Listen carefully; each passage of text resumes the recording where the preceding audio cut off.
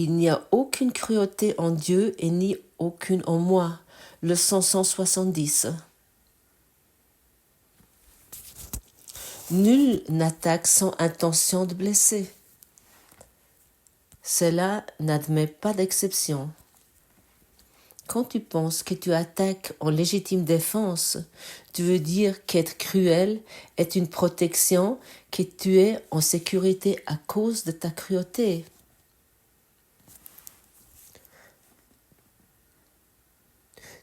Tu veux dire que tu crois que blesser quelqu'un d'autre t'apporte la liberté. Tu veux dire qu'attaquer, c'est échanger l'état dans lequel tu es contre quelque chose de mieux, de plus sûr, plus à l'abri d'une dangereuse invasion de la peur. Comme elle est complètement insane, l'idée qu'attaquer est se défendre de la peur.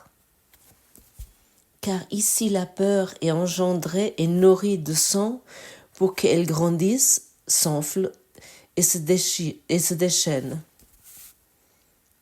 Et c'est ainsi que la peur est protégée, mais ce n'est pas ainsi qu'on s'échappe.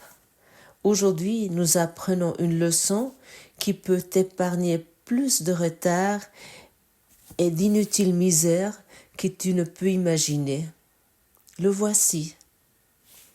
Tu fais ce contre quoi tu te défends, et par ta propre défense à son encontre, cela est réel et sans issue. Dépose les armes, et alors seulement tu le perçois faux. Oui, la perception est faite par la projection. Nous faisons ce contre quoi nous nous défendons. Tu connais cela, de te défendre? Par exemple, en voulant avoir raison, en te mettre par-dessus quelqu'un, te sentir supérieur lorsque tu commences à discuter, d'argumenter, lorsque tu leur dis quelle faute ils ont fait, et ainsi de suite. C'est une leçon tellement importante que tu aimerais la comprendre depuis ton cœur, que la maladie dont ton esprit peut guérir, ça signifie quoi? La leçon nous aide à que ça devient évident pourquoi nous attaquons. Parce que nous avons peur et nous pensons avec des attaques nous pouvons nous protéger. Nous avons peur de ce que nous avons fait. Et bien sûr, notre attaque peut être vécue en défendant notre façon de vouloir avoir raison, ou lorsque nous croyons encore que l'autre personne est une mauvaise personne et qu'il a fait telle et telle faute. Et bien sûr, la leçon nous indique que nous nous protégeons de notre peur lorsque nous attaquons et ne pouvons pas échapper. Et ça signifie nous emprisonnons notre maladie en nous, et puis ça devient encore pire. Lorsque nous nous protégeons, nous n'allons jamais être libres. C'est tellement simple. Autant que nous nous protégeons, nous ne pouvons pas être libres. Et nous enfermons notre rage, notre peur, notre maladie, tout ça nous enfermons en nous.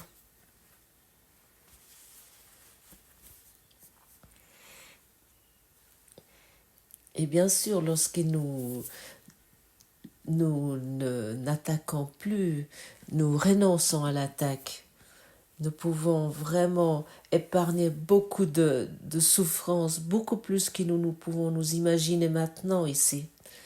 L'attaque est une habitude. Nous sommes simplement habitués d'attaquer. Et comme chaque habitude, ce n'est pas facile de l'abandonner, c'est certes. chacun qui s'est habitué à certaines choses, il sait que à quel point c'est difficile d'abandonner une habitude. Peu importe de quelle façon il s'agit, mais nous pouvons abandonner l'attaque. C'est possible. Nous pouvons l'abandonner, mais nous devons le constater. Mais autant que nous ne le constatons pas, à ce moment-là, l'attaque semble avoir un pouvoir sur nous que nous ne pouvons pas vraiment estimer. Nous ne pouvons pas vraiment considérer. Et cette leçon était pendant des longues années la leçon que j'aimais le moins dans ce livre d'exercice, parce que j'ai pensé de moi que j'étais quelqu'un de cruel. Je pensais la cruauté et la rage étaient dans ma nature. Ça faisait partie de moi. Et ça, c'est chez chacun d'entre nous ainsi. Et pour cette raison, cette leçon n'était pas du tout appréciée chez moi.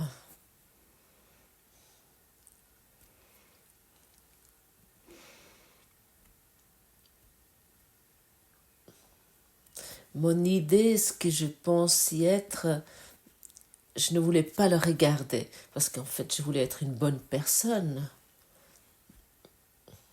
Je ne voulais pas être cruelle, je ne voulais pas être en colère. Alors j'ai simplement pu contourner cette leçon.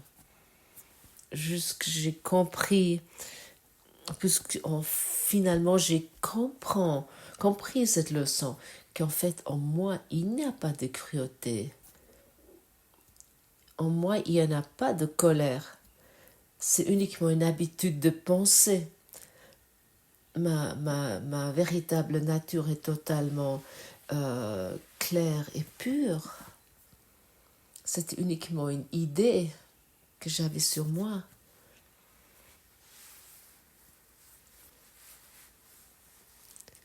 Il n'y a aucune cruauté en ma nature comme ni dans la tienne. Chaque attaque vient uniquement à cause de cet attachement aux pensées, à ces pensées. Et comment nous pouvons abandonner ces attaques? D'abord, nous devons avoir le désir de vouloir abandonner l'attaque. Et dès que nous avons ce désir, ce souhait, nous nous asseyons et chaque fois, lorsque nous constatons l'énergie de l'attaque, nous l'observons, cette énergie de l'attaque. Et ainsi, elle va disparaître.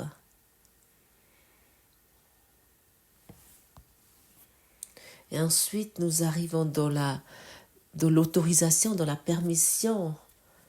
Nous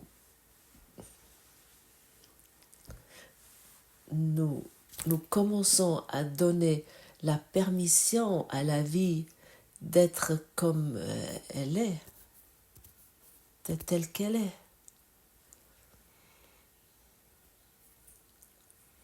Nous commençons à donner à chaque situation la permission telle qu'elle est. Comment serait-il si aujourd'hui tu mettrais l'objectif au début et tout au long de la journée, toute la journée peut être telle qu'elle est. Tu donnes la permission à la journée telle qu'elle est, telle qu'elle se déroule. À ce moment-là, les attaques disparaissent. Ça se termine. Seulement si tu fais ça, d'abord pour 1 heure, Si tu fixes par exemple de 9 à 10 heures, ou après que tu as entendu ce podcast, ce satsang, et tu te dis, ok, l'heure suivante, je laisse tout être tel que c'est. Je donne à chaque chose la permission telle que c'est. Je permets tout. Écoute, je trouve 1 heure, à cause de ça, tu vas pas mourir, hein. Et tu vas venir vraiment être extrêmement heureux. Et ça a un pouvoir qui est immense. Et seulement lorsque je parle ici de cela, tu commences à avoir une idée de donner à toute chose la permission. Tu peux être tel que tu es. Tout ce qui vient maintenant peut être tel que c'est. Et à ce moment-là, tout va changer. À ce moment-là, tes attaques vont guérir. Tu ne protèges plus ta colère. Tu ne protèges plus ta cruauté que tu t'imaginais. Et tu ne protèges plus tes maladies.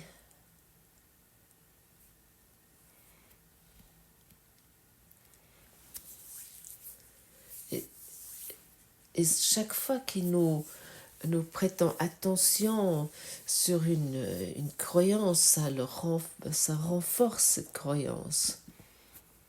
Tu connais ça très bien.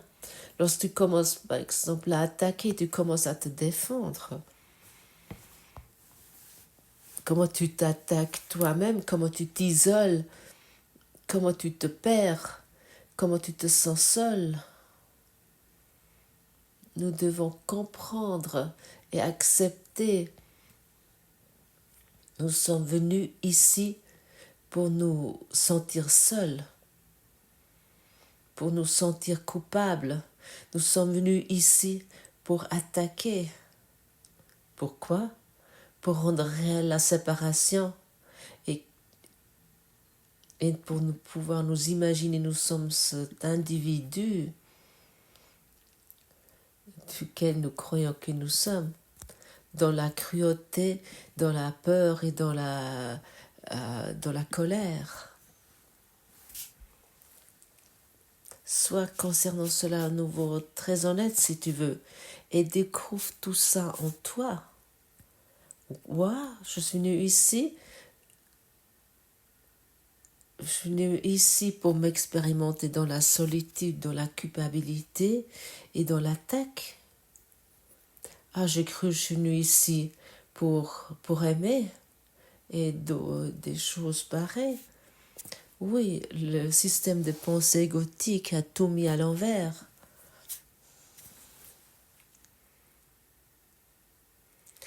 Il n'aimerait pas que tu te retrouves dans l'amour. Il aimerait que tu crois à la cruauté. Il aimerait que tu crois à la colère, à la rage. Il aimerait que tu crois aux choses que tu rencontres sont déterminées par d'autres, par des tiers. Et que ça n'a rien à voir avec toi. Regarde ça vraiment honnêtement. Et tu vas faire un saut quantique dans ton développement. Car tout ce que tu expérimentes en tant qu'attaque, en tant qu'individu séparé, ce n'est pas ce que tu veux en vérité. En vérité, tu aimerais te reconnaître dans ta véritable nature. Et ça n'a rien à voir avec la cruauté ou avec la colère ou la rage. Dans chaque situation, nous pouvons nous poser la question, est-ce que c'est ça que je veux? Est-ce que je veux cela véritablement? Et ensuite donner la permission aux choses tu peux être tel que tu es. Imagine-toi que chaque personne peut être tel qu'il est. Tu lui permets d'être tel qu'il est. On pourrait dire finalement, en fait, tu permets à tes projections d'être telles qu'ils sont. Et ainsi, toute attaque va se terminer, va finir. C'est d'une évidence. Et pour cette raison, je ris cela encore une fois. Tu fais ce contre quoi tu te défends, et par ta propre défense, à son encontre, cela est réel et sans issue. Dépose les armes et alors seulement tu le perçois faux. Alors seulement lorsque nous avons l'intention de déposer nos pensées d'attaque, à ce moment-là, nous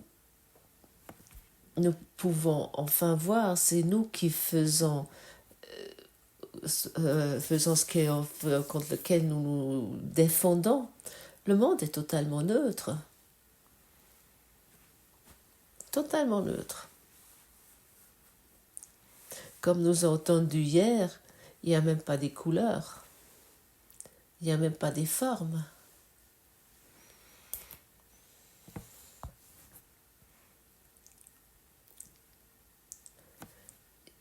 Il y a déjà plusieurs générations des physiciens quantiques qui ont déjà prouvé cela.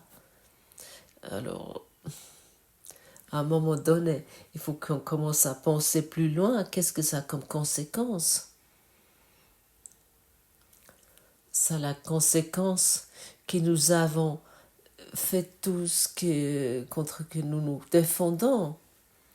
Si même ça n'existe pas depuis le point de vue scientifique.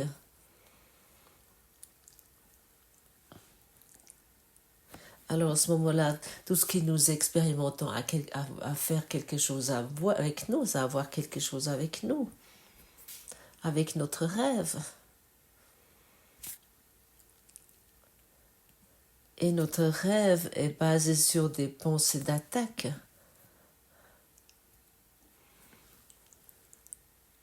Et ainsi, cette leçon devient ma leçon préférée parce qu'elle met à jour ce que j'ai caché jusqu'à présent. En moi, il n'y a pas de pensée d'attaque. Et en Dieu, il n'y en a pas non plus. Alors, comment nous faisons Dieu? Je vois Dieu comme je me vois moi-même. Je vois le monde comme je me vois moi-même. Et ensuite, je fais un Dieu égotique.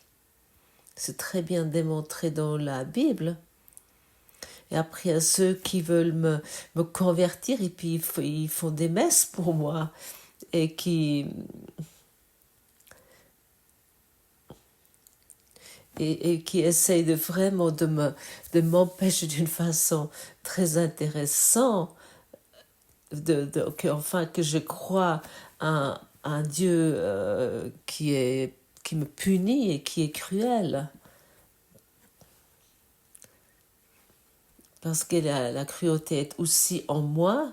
C'est ça qu'on me dit. Est-ce que ça, c'est pas intéressant? Je reçois concernant cela toujours des informations très intéressantes, ou dans le passé où je n'avais pas encore vraiment regardé cette leçon et je n'avais pas encore travaillé avec cette leçon, ça m'a vraiment tourmenté. Et le Dieu égotique, qui est beaucoup de religions et beaucoup de sectes et beaucoup de courants ésotériques rend réel, je le laisse derrière moi. Je regarde sur un Dieu d'amour. Si Dieu était cruel, si Dieu était la colère, si Dieu était l'attaque, à ce moment-là, je le regarderai pas, je le considérerai pas. À ce moment-là, j'aurais mis ce courant miracle de côté.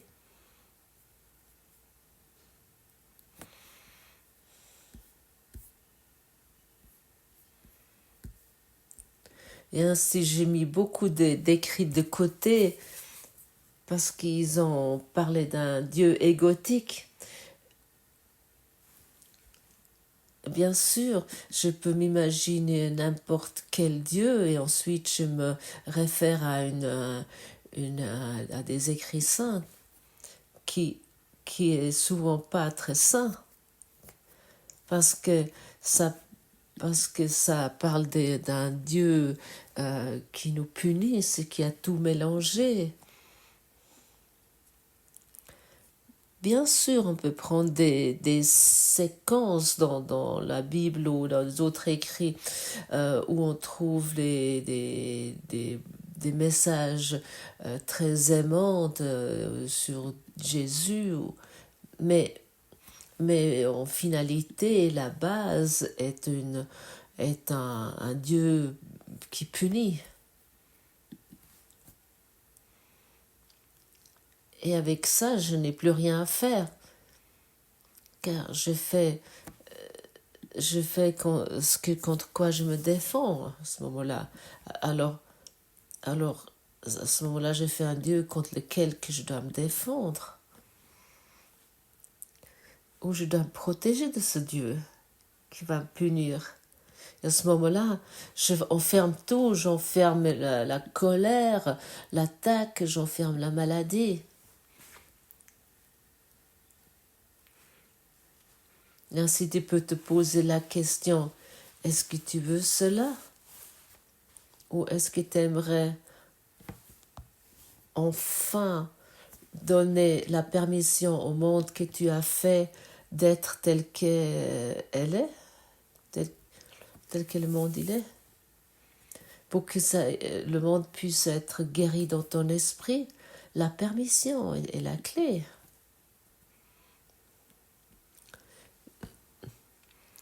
Tu décides aujourd'hui d'abandonner toutes les pensées d'attaque et tu permets au monde d'être tel qu'il est.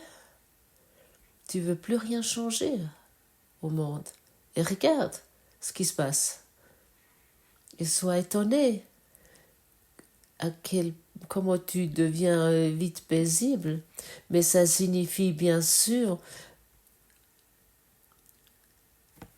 d'abandonner nos habitudes de pensée qui ne sont pas si faciles à abandonner.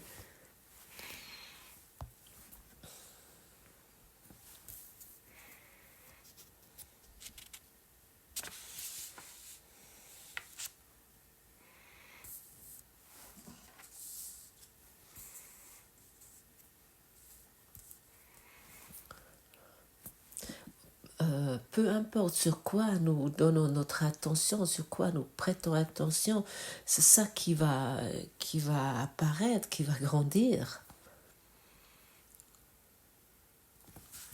Et nous pouvons nous expérimenter dans un fanatisme qui peut se démontrer très étrange pour un esprit qui pense plus ou moins raisonnablement. Par exemple, un fanatisme qui crée des guerres. Et combien de guerres le Dieu égotique a déjà fait?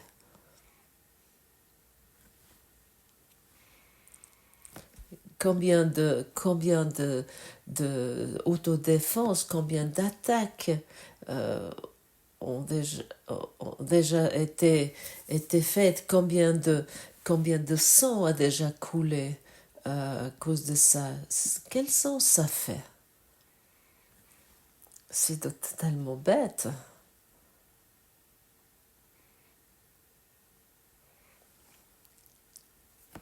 Alors offre au monde ce que le monde veut. L'amour.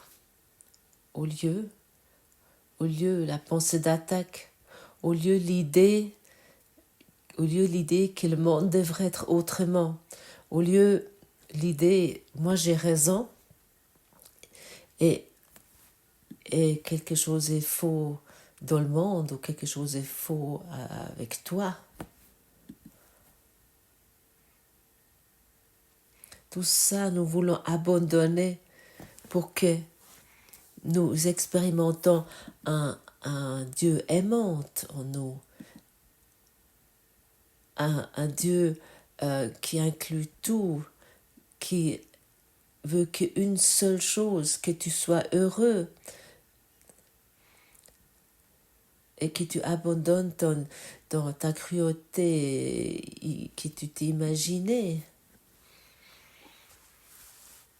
C'est uniquement imaginer quel cadeau, quelle libération. Des années, j'ai vraiment tourné autour de cette leçon et je ne l'ai pas vraiment regardée jusqu'enfin, j'ai compris. Et c'est écrit ici qu'il n'y a pas de cruauté en moi. Et j'ai toujours cru en moi, il y avait de la cruauté.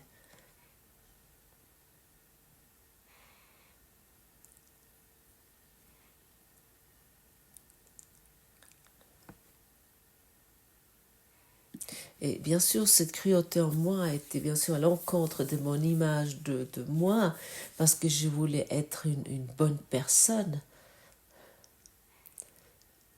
Et ici, on parle de quelque chose de pensée d'attaque que je n'ai pas encore guéri en moi.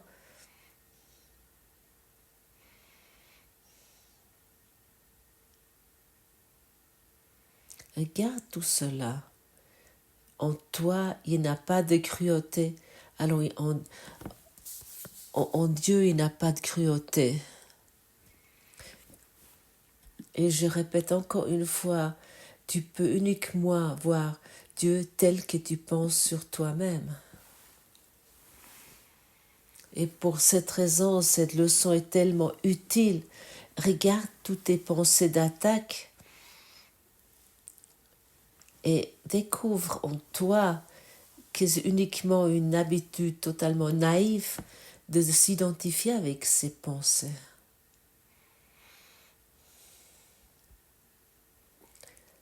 Et comme tu les lâches, tu le sais en traitant, tu sais comment les abandonner, tu donnes à tout la permission. Permets aux choses telles qu'elles sont.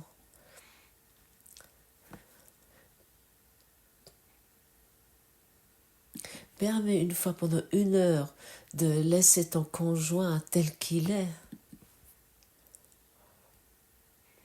Tes enfants, tes beaux-parents,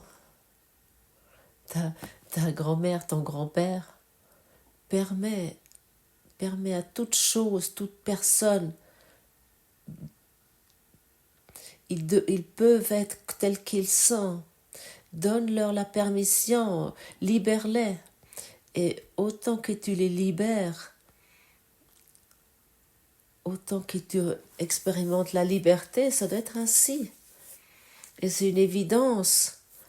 Et de la même façon que tu te emprisonnes, comme tu emprisonnes les autres avec tes pensées d'attaque, autant que dans la même mesure, tu es dans la prison, tu es emprisonné.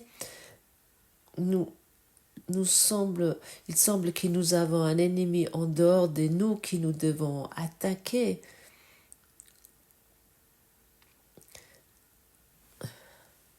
Mais notre défense érige un ennemi en nous, une pensée étrangère qui est en guerre avec nous, qui nous enlève la paix et crée 2 camps dans notre esprit qui sont totalement incompatibles. L'amour semble avoir un ennemi, semble avoir un opposé.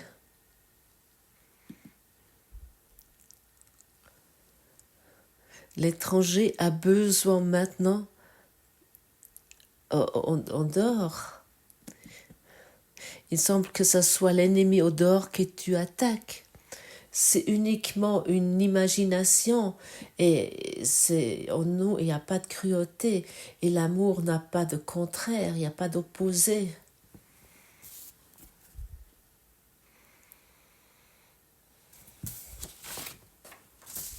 Père, nous sommes comme toi, aucune cruauté ne demeure en nous, car il n'y en a aucune en toi. Ta paix est la nôtre.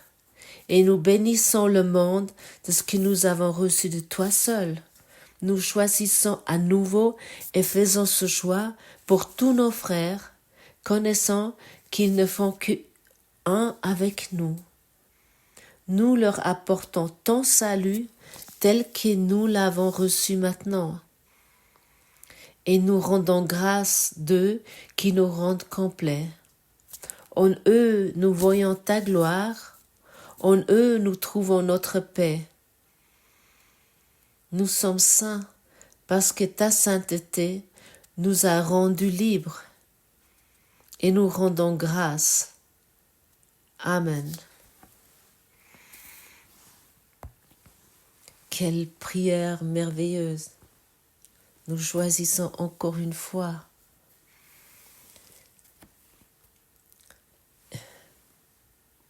et nous choisissons à nouveau et nous faisons ce choix pour tous nos frères.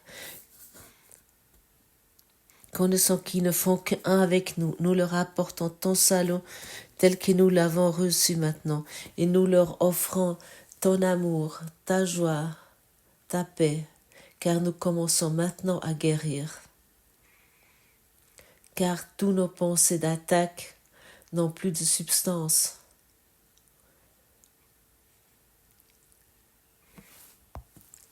Avec le pouvoir de la permission, nous expérimentons la liberté. Merci, que ce soit ainsi.